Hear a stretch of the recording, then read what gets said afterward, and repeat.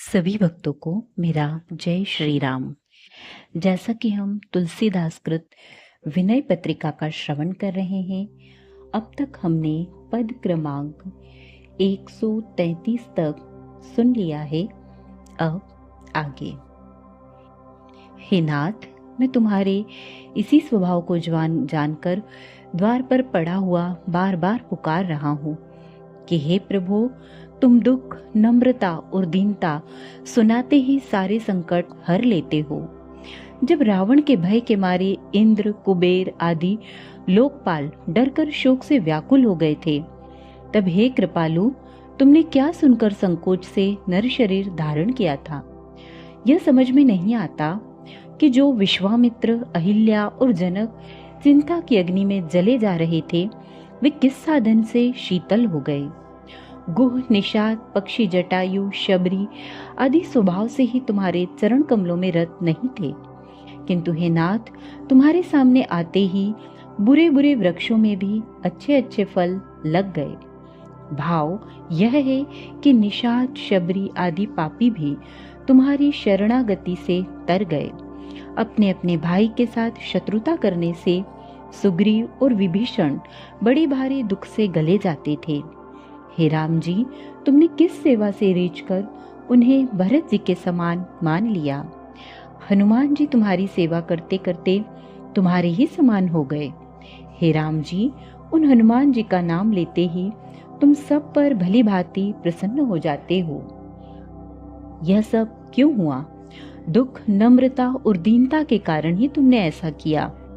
इसलिए हे नाथ, तुम्हारी रीझने की रीति न जानने के कारण ही जगत अन्यान्य साधनों में पच पच कर मर रहा है।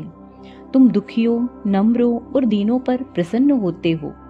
यह जानकर जो तुम्हारी शरण हो जाए वह तो तर ही जाता है, क्योंकि कपट छोड़कर तुम्हारी शरण में जाने से तुलसी जैसे जीव भी तो संसार सागर से तर गए। अरे, जिन्होंने तुझे देव दुर्लभ मनुष्य शरीर दिया, उन परम प्रेमी श्री राम जी के साथ तूने प्रेम नहीं किया। उन्होंने ऐसे अच्छे कुल में जन्म और सुंदर शरीर दिया है जो अर्थ, धर्म, काम और मोक्ष का कारण है, जिसे पाकर ज्ञानी लोग भगवान शिव तथा अथवा कृष्ण के परम पद को प्राप्त करते हैं।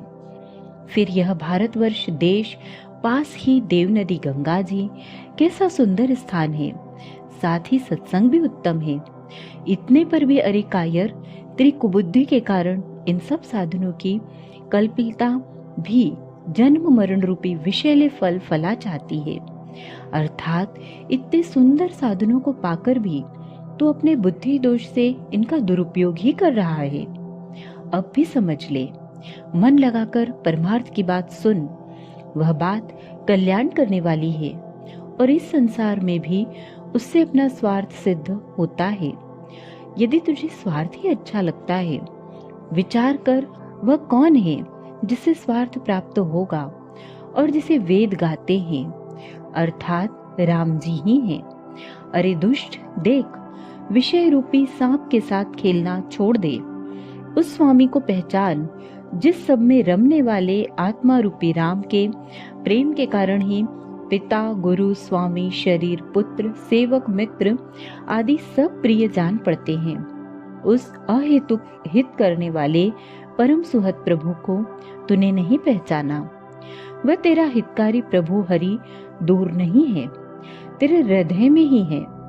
छल छोड़कर उसका स्मरण करने पर वह सदा कृपा किए ही रहता है।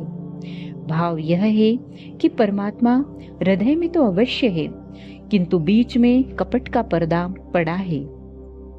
इसी से उसका साक्षात्कार नहीं होता। पर्दा हटा कि प्यारे का मुख कमल दिखा। वह कृपा करके अपने भक्तों पर कर कमलों की छाया किए रहता है। स्वयं सदा उनकी रक्षा करता है। जो उसे भजता है वह भी उसे बचता है। वह जगत का ईश्वर है, जीव का जीवन है, जो सबके लिए सब तरह से साज सजाता है। जिसने विष्णु को विष्णुत्व, ब्रह्मा को ब्रह्मत्व और शिव को शिवत्व दिया, वह यही श्री जानकीनाथ रघुनाथ जी की मधुर आनंद स्वरूपिणी मंगलमयी मूर्ति है।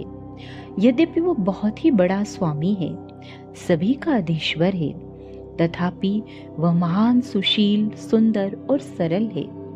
अरे, जिसका ध्यान शिव को भी दुर्लभ है, उसने उठकर केवट को हृदय से लगा लिया। हृदय से लगाकर मिलते ही उसकी आंखों में आंसू भर आए और प्रेमवश शरीर शिथिल सा हो गया। देवता, सिद्ध, मुनि और कवि कहते हैं कि श्री रघुनाथ जी के समान कोई भी प्रेम प्रिय नहीं है। उन्हें जितना प्रेम प्यारा लगता है उतना और किसी को नहीं लगता। उन्होंने पक्षी जटायु, शबरी, राक्षस, विभीषण, रीछ, जामवान आदि और बंदरों को अपने से भी अधिक पूजनीय बना दिया।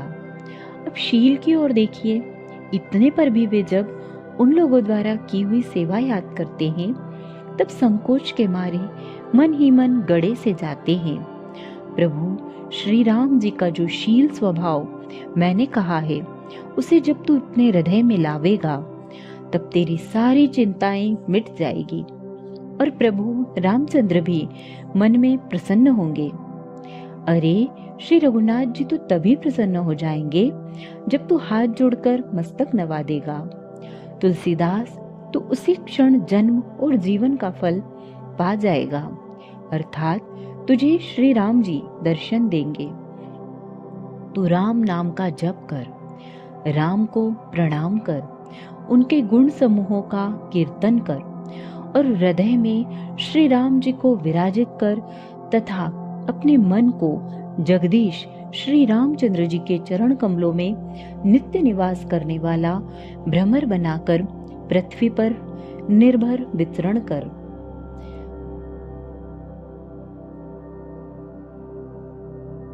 हे जीव, जब से तू भगवान से अलग हुआ तभी से तूने शरीर को अपना घर मान लिया। माया के वश होकर तूने अपने सच्चिदानंद स्वरूप को भुला दिया और इसी भ्रम के कारण तुझे दारुण दुख भोगने पड़े। तुझे बड़े ही कठिन जन्म मरण रूपी असहनीय दुख मिले। सुख का तो स्वप्न में भी लेश नहीं रहा। जिस मार्ग में अनेक संसारी कष्ट और शोक भरे पड़े हैं, तो उसी पर हठपूर्वक बार बार चलता रहा।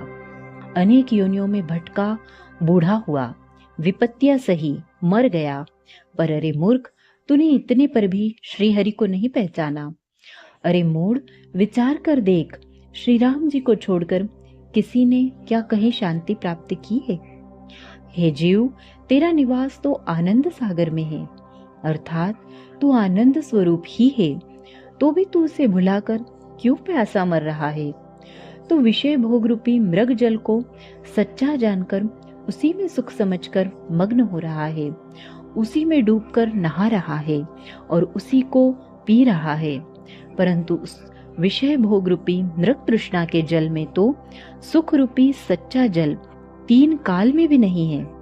अरे दुष्ट, तू अपने सहज अनुभव रूप को भूलकर आज यहाँ आ पड़ा है। तूने अपने उस विशुद्ध, अविनाशी और विकार रहित परम सुख स्वरूप को छोड़ दिया है और व्यर्थ ही उसी प्रकार दुखी हो रहा है जैसे कोई राजा सपने में रात छोड़कर कैद खाने में पड़ जाता है और व्यर्थ ही दुखी होता है। अर्थात सपने में भी राजा राजा ही है, परंतु मोहवश अपने संकल्प से राज्य से वंचित होकर कारागार में पड़ जाता है और जब तक जागता नहीं तब तक व्यर्थ ही दुख भोगता है। इसी प्रकार जीव भी सच्चिदानंद स्वरूप को ब्रह्मवश भूलकर जगत में अपने को माया से बंधा मान लेता है और दुखी होता है। तूने स्वयं ही अज्ञान से अपने कर्म रूपी रस्सी मजबूत कर ली और अपने ही हाथों से उसमें अविद्या की पक्की गांठ भी लगा दी। इसी से हे अभागे, तू परतंत्र पड़ा हुआ है और इसी का फल आगे गर्भ में रहने का दुख होगा। संसार में जो अनेक क्लेशों के समूह हैं, उन्हें वही जानता है जो माता के पेट में पड़ा है। गर्भ में सिर तो नीचे और पैर ऊपर रहते हैं। इस भयानक संकट के समय कोई बात भी नहीं पूछता। रक्त, मल, मूत्र, विष्ठा, कीड़े और कीच से घिरा हुआ गर्भ में सोता है। कोमल शरीर में जब बड़ी भारी वेदना होती है तब सिर धुन कर रोता है। इस प्रकार जहां तुझे तेरे कर्म जाल ने घेर लिया था और उसके कारण तू दुख पाता था, श्री हरि ने वहां भी तेरा साथ नहीं छोड़ा। गर्भ में प्रभु ने नाना प्रकार से तेरा पालन पोषण किया और फिर परम कृपालु स्वामी ने तुझे वही ज्ञान भी दिया। जब तुझे हरि ने ज्ञान विवेक दिया तब तुझे अपने अनेक जन्मों की बातें याद आई और तू कहने लगा, जिसकी यह त्रिगुणमयी माया अति दुस्तर है, मैं उसी परमेश्वर की शरण हूँ, जिस माया ने जीव समूह को अपने वश में करके उनके जीवन को नीरस अर्थात आनंद रहित कर दिया है और जो प्रतिदिन अत्यंत नई बनी रहती है। ऐसा माया रूपी जिस लक्ष्मी के पति ने गर्भकाल की इस विपत्ति में मुझे ऐसी विवेक बुद्धि दी है, वही मेरी इससे तुरंत रक्षा करे। फिर तू पूर्व जन्मों में भजन न करने के लिए अपने मन में बहुत भांति से ग्लानि मानकर कहने लगा कि अब की बार संसार में जन्म लेकर तो चक्रधारी भगवान का भजन ही करूंगा। ऐसा विचार कर ज्यों ही चुप हुआ कि प्रसव काल के पवन ने तुझे अपराधी को प्रेरित किया।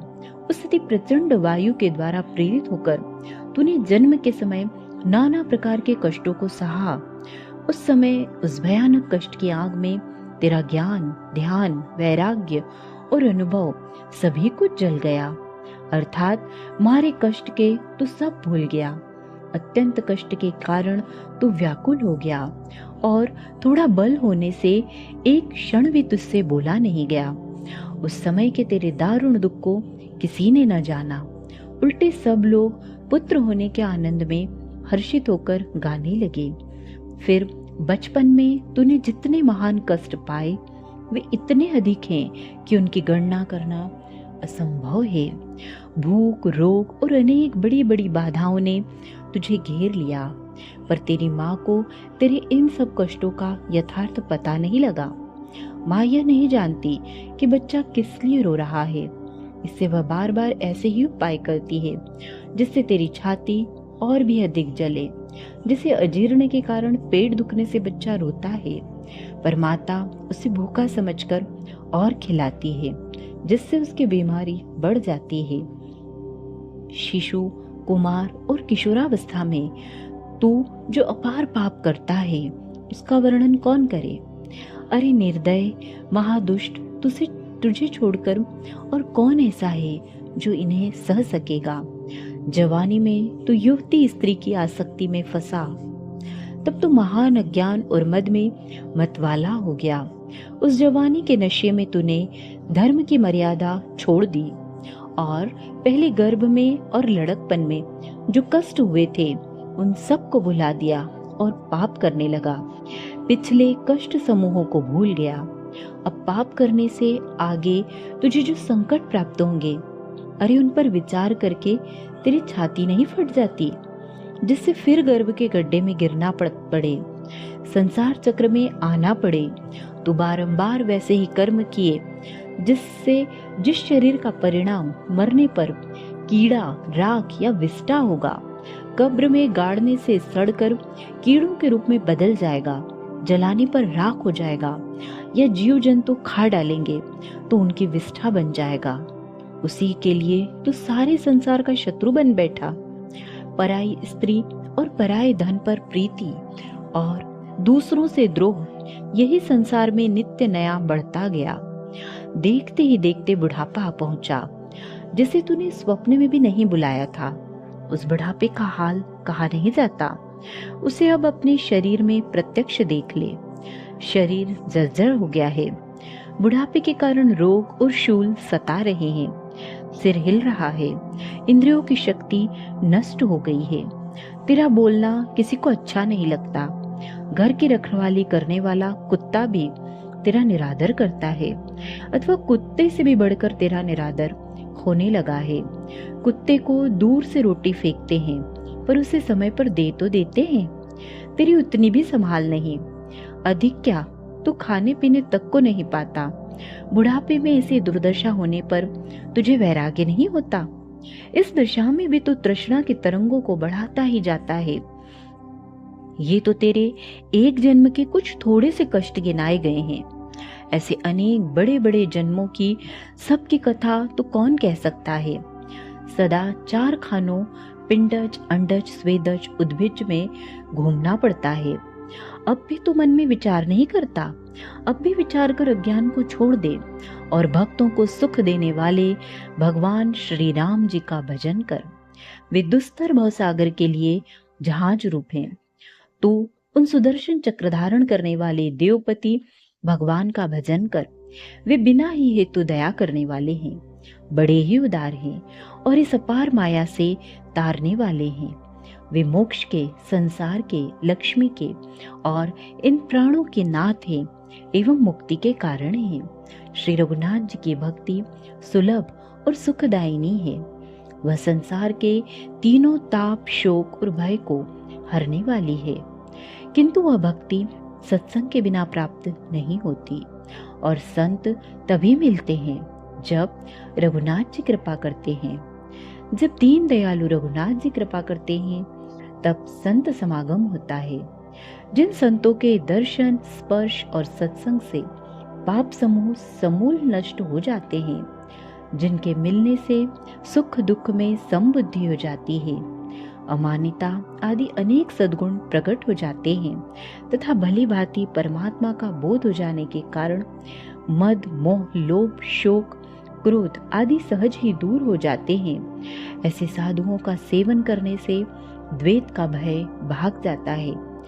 सर्वत्र परमात्मा बुद्धि हो जाने से वह निर्भय हो जाता है। श्री रघुनाथ जी के चरणों में ध्यान लग जाता है।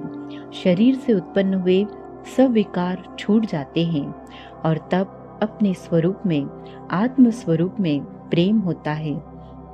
जिसका अपने स्वरूप में अनुराग हो जाता है, अर्थात जो आत्म स्वरूप को प्राप्त हो जाता है, उसकी दशा संसार में कुछ विलक्षण ही हो जाती है। संतोष, समता, शांति और मन इंद्रियों का निग्रह उसके स्वाभाविक हो जाते हैं। फिर वह अपने को देहधारी नहीं मानता, अर्थात उसका देहात्म बोध चला जाता है। वह विशुद्ध, संसार रोग रहित और एक रस परमात्मा स्वरूप में नित्य स्थित हो जाता है। फिर उसे हर्ष, शोक नहीं व्यापता। जिसकी ऐसी नित्य स्थिति हो गई, वह तीनों लोकों को पवित्र करने वाला होता है। जो मनुष्य इस मार्ग पर मन लगाकर चलता है, भगवान उसकी सहायता क्यों न करेंगे। यह जो मार्ग वेद और संतों ने दिखा दिया है, उस पर चलने से सभी प्रकार के सुखों की प्राप्ति होगी। इस मार्ग पर चलने वाला साधक सांसारिक विषयों के सुख की आशा को त्याग कर भगवत कृपा से नित्य अद्वैत ब्रह्म के सुख को प्राप्त करता है। यूं तो करोड़ों बातें हैं, उन्हें कौन कहता फिरे, परंतु जहाँ तक द्वैत दिखलाई भी देता है, वहां तक सपने में भी सच्चा सुख नहीं मिल सकता। सच्चा सुख अद्वैत ब्रह्म स्वरूप में स्थित होने में ही है। इसी को संसार सागर से पार होना कहते हैं। परंतु ब्राह्मण, देवता, गुरु, हरि और संतों के बिना कोई संसार सागर का पार नहीं पा सकता। यह समझकर तुलसीदास भी संसार के भय को दूर करने वाली लक्ष्मीपति भगवान के गुण गाता है। बोलो सियावर रामचंद्र भगवान की जय। शेष आगे।